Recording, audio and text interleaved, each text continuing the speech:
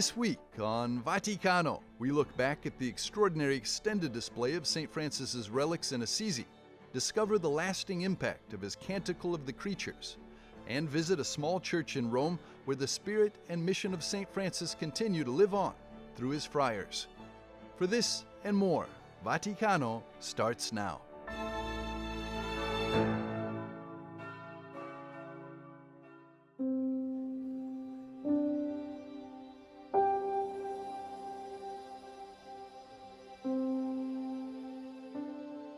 In the early 1200s, St. Francis received a special call from God. He was praying before the crucifix in a little church called San Damiano, which was falling apart, and he heard the voice of Jesus say, "Francis, rebuild my church." He heard that 3 times, and he thought that it was about rebuilding a church that's falling down.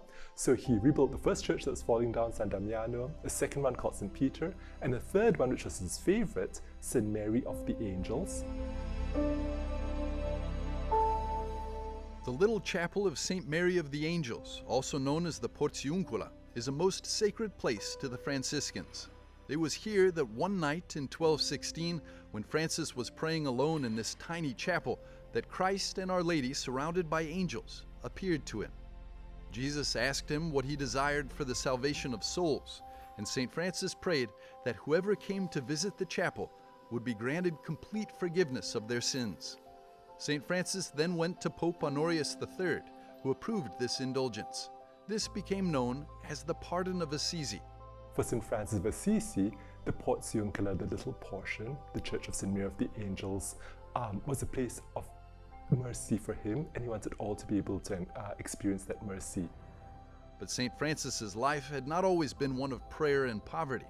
As a young man, he sought wealth, honor, and the glory of knighthood at a time of war and social upheaval.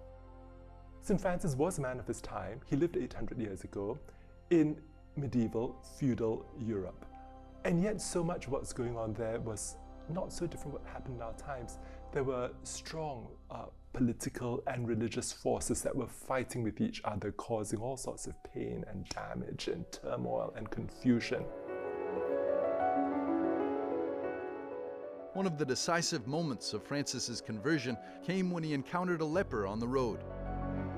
What he once considered repulsive and unbearable became an encounter with Christ himself, transforming his heart and changing the course of his life forever. He renounced everything and chose to follow Christ in radical poverty. The role of St. Francis is quite simply to live the gospel, to observe the holy gospel of our Lord Jesus Christ. So it's about celebrating gospel life. A life that is meant to be lived in the freedom of the sons and daughters of God, and with a love that is without fear, because we know we are beloved, and that's the message we want to preach. In 1224, Francis retreated to Mount Verna in Tuscany, seeking solitude and deeper union with Christ. There, during prayer, 802 years ago, he received the gift of the Stigmata. For Francis, receiving the Stigmata is an event of major importance. It is the pinnacle of his spiritual life. Through these Stigmata, Francis experiences both death and resurrection with Christ. They become a fundamental and entirely new way for him to engage with reality, humanity, and even with God.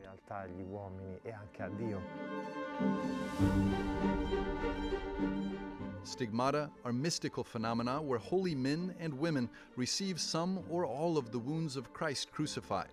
They're believed to be a sign of closeness to God through sharing in the suffering of Jesus. At Verna, Francis brought to fulfillment his deepest spiritual journey, a total union with Christ, so complete that he became like the one he loved. According to tradition, St. Francis of Assisi was the first to receive these mystical marks on his hands, feet, and side. The Stigmata represent, on the one hand, the culmination of Francis's journey, a seal placed upon his life, but on the other hand, they are also a new starting point. They bring to completion a story that began among lepers. There is a profound connection between the Stigmata of the lepers, whom Francis served 20 years earlier, and whom he continued to serve throughout his life, and the Stigmata of Christ, the wounds of Christ imprinted on Francis. Centuries later, the life, witness, and faith of St. Francis continue to draw pilgrims to Assisi and Verna from every corner of the world. My godmother, she gave me a San Damiano cross when I was really little, and so I'd always pray with it throughout my lifetime.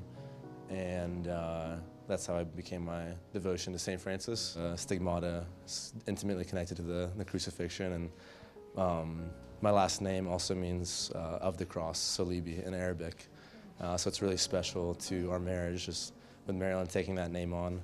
And because when I wanted to be a sister, I asked the Lord that my title could be of the cross. That was like the one thing I wanted, and then I met him when I wasn't called to the religious life, and his last name means of the cross. Francis's message, known by most as a call to follow Christ with simplicity, humility, and love, especially through closeness to the poor, care for creation, and a commitment to peace, continues to inspire the Church 8 centuries later. To commemorate the 800th anniversary of the saint's death and honor his desire for all to obtain God's mercy, Pope Leo proclaimed a special year of St. Francis on January the 10th, 2026. 800 years later, Pope Leo, in his wisdom and graciousness, has said, yep, we're going to honor the intention of St. Francis to say plenary indulgence for all who come to any Franciscan church, not only for Franciscan priests and religious, for all priests and religious and members of consecrated life and societies of apostolic life, for all faithful and who can't come to the church, and even for those who are sick, have to be at home or in hospital, those who are bedridden, who can't come to the church, but have that spiritual desire to unite themselves with this Franciscan Jubilee. From Assisi to the world, the legacy of St. Francis continues to live on. Behind the Franciscan Jubilee year is his invitation to live the gospel, a call that remains as relevant as ever. With this Jubilee year, the world is being invited to recognize that there is mercy in this world, that we can grow in charity, that we can pray and hope and work towards harmony and peace, and that this grace that he had asked for from Pope Honorius III all those centuries ago, 800 years ago, is finally being granted.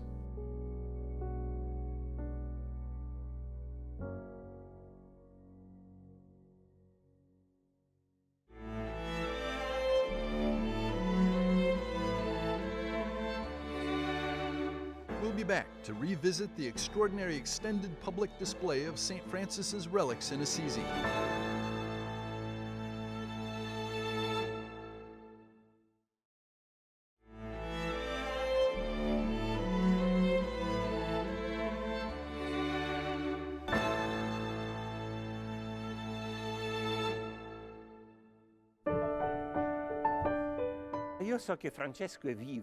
I know that Francis is alive. He is alive in all those who have a deep desire to live the gospel way of life. Yes, Francis was a truly evangelical man, a man who embodied the gospel. San Francesco Vive, St. Francis Lives, was the theme chosen for the 800th anniversary of the death of St. Francis of Assisi. A reminder that even 8 centuries later, the saint continues to live among us through his witness, inspiring, guiding, and challenging those who seek to follow Christ. After 800 years, we see that Francis's legacy is still incredibly dynamic. It continues to flourish throughout the world, among all Christians who desire to live the great truth that Francis embodied. Francis awakens a longing for our origins, a longing for that simplicity of life, that fraternity, and that freedom that he himself lived.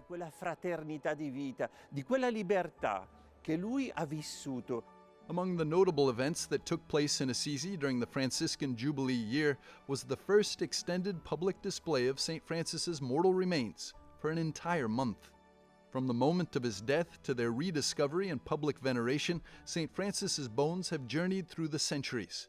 Il corpo di Francesco è stato ritrovato nel 1818. The body of Francis was rediscovered in 1818, following excavations here in the basilica to reach its core, the radiant heart of this basilica, which is his tomb. A recognition of the remains was then carried out, and Francis' body was placed back in the tomb where it had rested since 1230 and where it remains today. Trovato dal 1230 e si trova ancora. The extended public display marked an extraordinary moment in church history. Before the Franciscan Jubilee year, St. Francis's remains had been visible to the public just once in the 800 years since his death, for a single day in 1978. Authorized by Pope Paul VI, it was the first time the saint's bones were exhumed and closely examined in the modern era. Nel 1978, In 1978, a recognition was carried out, meaning a scientific study of Francis's remains. For a few days, without much publicity, the means of communication were not what they are today, and the intention was to allow the people of Assisi, and those who came to learn about it, the opportunity to see Francis's remains in 1978 for a few days in a room of the Sacred per Convent. pochi giorni in un ambiente del Sacro Convento. Remarkably, the scientific examination of the saint's bones confirmed the descriptions handed down through the centuries. È una conferma di quello che It is a confirmation of what the ancient sources tell us. He was a man of small stature, he who loved to call himself Little Francis. It is very beautiful that he was indeed a small man with great tenacity and great strength of spirit. la grande forza dello spirito.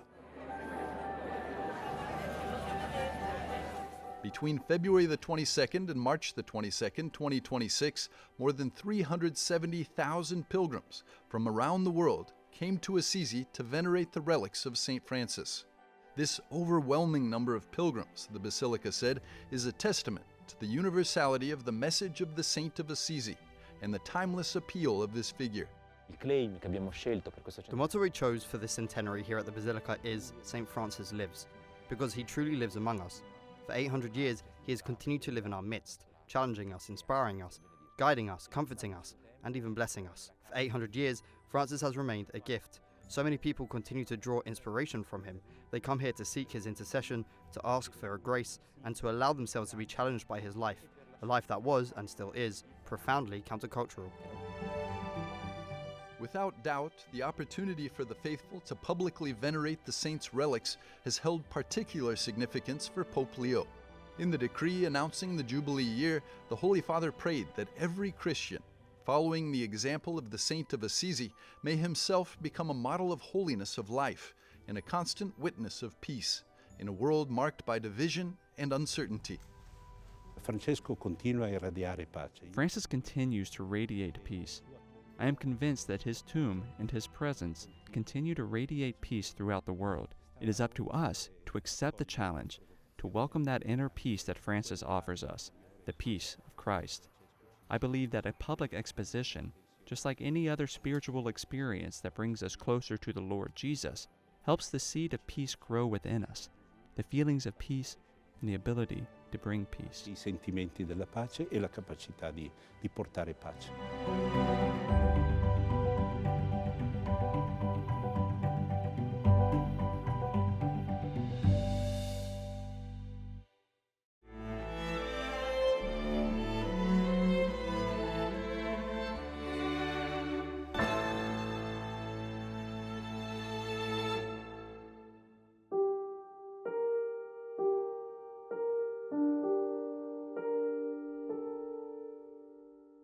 Laudato sia, mi Signore, con tutte le tue creature, specialmente Messor lo frate Sole, lo quale è giorno et allumini noi per lui.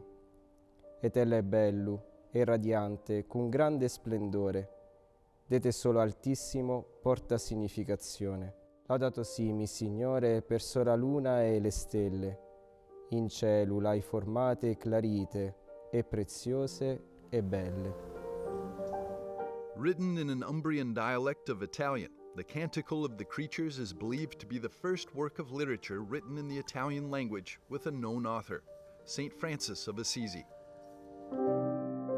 It was born on the Verna Mount in Tuscany, where St. Francis had retreated into solitude to pray during a time of profound darkness. E qui in una notte di grande tribolazione, dove addirittura c'erano Here, during a night of great suffering, when even rats were running beside his body, He cried out fervently to the Lord for help in the midst of his pain. From that night of trial was born one of the greatest and most beautiful works to mark the dawn of Italian literature, one that also introduced to the world the sublime poetry of the Canticle of the Creatures. Ma hanno aperto nel mondo la grande poesia del Cantico delle Creature.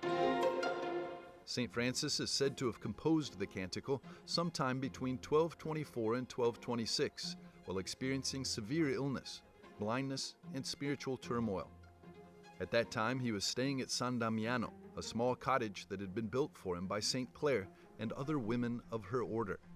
Near the end of his life, St. Francis's journey had then come full circle. Il giovane Francesco vede. The young Francis can see, but his heart is in darkness. The Francis who is now nearing death can no longer see. Yet he composes the Canticle of the Creatures while blind, and his heart shines with an immense light. Ma il suo cuore è di una luminosità immensa. The Canticle of the Creatures, also known as the Canticle of the Sun, consists of 23 verses, each dedicated to a specific aspect of creation, including the sun, moon, stars, wind, water, fire, and earth. Avvicinare le creature, il sole. By drawing near to creation, to the sun, the stars, the wind, the fire, even death itself, and calling them brother, sister, and mother, Francis reveals his extraordinary insight. Creation is something familiar to me. E mi è familiare. The verses not only express gratitude and praise for the beauty and harmony of the natural world, emphasizing the presence of the divine within each element. Il messaggio grande è che Dio ci ha affidato. The great message is that, from the very beginning in Genesis, God entrusted humanity with the task of being guardians, called not only to protect, but also to cultivate the garden of creation. He also asked us to represent Him. Creation belongs to the Lord, and we are called to give it back to Him. This is a phrase very dear to Francis. We must return it better than we received it. Lo dobbiamo restituire migliore. St. Francis's deep love and care for creation, expressed in his famous Canticle of the Creatures, have inspired generations of popes and their social teachings. Especially since the end of the 19th century, when rapid industrialization and urbanization transformed the relationship between humanity and the natural world. Pope Francis placed particular emphasis on the human call to protect creation from the start of his pontificate, highlighting it in his inaugural Mass right after his election. È il custodire l'intero creato. It means protecting all creation, the beauty of the created world, as the book of Genesis tells us, and as St. Francis of Assisi showed us. It means respecting each of God's creatures and respecting the environment in which we live. Di Dio e per l'ambiente in cui viviamo. St. Francis inspired not only Pope Francis's encyclical letters, Laudato Si and Fratelli Tutti, but even the very name he chose as Pope. Celebrating the 10th anniversary of Laudato Si in 2025 under the theme Raising Hope for Climate Justice, Pope Leo once again stressed the importance of caring for creation. We cannot love God whom we cannot see while despising His creatures.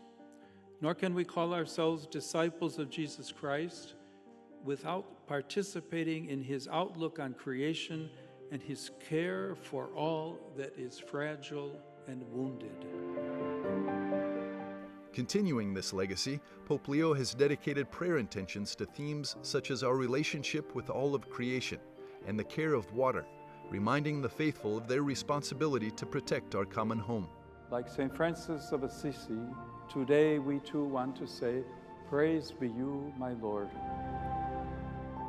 According to tradition, the first time the Canticle was recited in its entirety was by Francis and brothers Angelo and Leo, two of his original companions, on Francis's deathbed.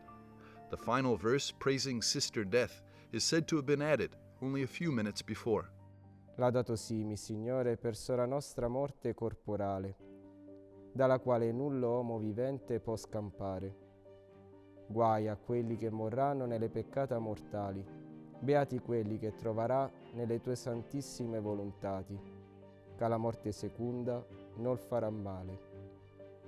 Laudate et benedicete mi Signore e ringraziate e serviateli con grande umilitate.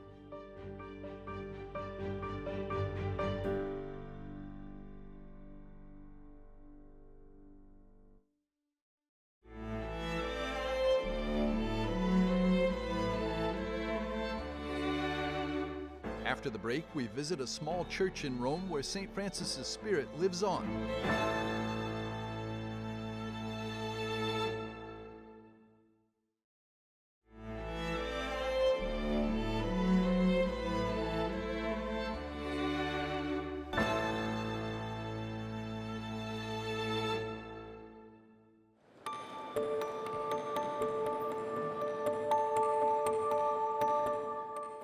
There's a church in the heart of Rome that has preserved the memory of St. Francis of Assisi for over 800 years. It was here in Trastevere, near the ancient port of Ripa Grande, that St. Francis stayed as a guest in what was then a hospice for the sick and the homeless, known as San Biagio. It is the only place in the city of Rome where the Saint of Assisi is known to have lived and prayed. Francesco arriva qui la prima volta nel 1209. Francis first came here in 1209 at the invitation of the Bishop of Assisi. Together with his first companions, he decided to come to Rome to begin the long process that would eventually lead to the approval of the rule in 1223. And it is here in Rome that he finds this special place. It was a hospice and a hospital dedicated to St. Blaise, built by the Benedictine monks of the nearby abbey of San Cosimato. It was a place where pilgrims were welcomed, as well as people experiencing illness, suffering, and hardship. In this sense, it was very similar to the places Francis had already known in Assisi, the leper hospitals where he had encountered those who were suffering. Allora è molto vicino questo posto a quelli che Francesco aveva già vissuto ad Assisi, nei lebrosari. During the Franciscan Jubilee year, visitors can obtain a plenary indulgence at the Church of San Francesco a Ripa, the sanctuary which preserves precious traces of St. Francis's time in Rome and the lasting mark he left behind. Siamo qui nella parte. We are in the oldest part of the church, which preserves the very place where Francis, most likely together with one of his companions, lived, stayed, and slept. E dormiva. Among the treasures preserved by the friars minor of the convent of Ripa is the stone that St. Francis is said to have used as a pillow during his stays in Rome. Qui appunto conserviamo, come veniva prima indicato, il sasso dove... Here we preserve the stone on which Francis rested his head. Alongside this important relic, we also preserve behind us a work created by a friar who lived in this very place. In the 7th century, he crafted this altar, a walnut rootwood altar. Questo luogo, in questo convento, che nel 600 appunto realizza questo altare in radica di noce, which contains countless relics of Franciscan saints, as well as a mechanical device that has continued to function manually from the 1600s to the present day. È ancora funzionante in modo manuale. But the richly decorated reliquary is not the sanctuary's only gem. Hidden within this small church in the heart of Rome is also a famous panel by Margaritone d'Arezzo portraying St. Francis. Ci troviamo quindi nel XIII secolo. Dating back to the 13th century, it was created just a few years after the death of St. Francis and depicts St. Francis of Assisi with features that likely draw from the testimonies of his first companions. Margaritone probably had the opportunity to consult the first friars and companions of Francis in order to create this work. In one hand, Francis holds a cross, symbolizing his role as the founder of a religious order.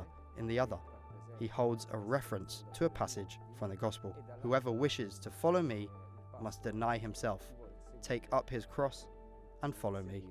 Rinneghi se stesso, prende la sua croce e mi segua. Through his friars, the relics, and the stories he left behind, St. Francis continues to live on. Since 2011, in this place at Ripa, his friars have welcomed and accompanied young people between the ages of 18 and 35, forced to flee their homelands because of war and poverty, offering them the chance to start a new life. Da più di 10 anni. For more than 10 years, we friars, as a province of the order, have been committed to starting a project here, the project Rinascere insieme per amore, rising again together through love. Today, the convent houses 12 young men. Loro vivono con noi 24 ore su 24, I pasti li They live with us 24 hours a day. They share meals with us and also other spaces, together with many volunteers whom I would like to take this opportunity to thank. We give them the opportunity to resolve any bureaucratic or administrative issues, such as obtaining permits and documents, learning Italian, and receiving training in order to find employment. essere formati per poter avere un lavoro. And so, 800 years later, in the heart of Trastevere, St. Francis's care for his beloved brothers continues through those who carry on his legacy.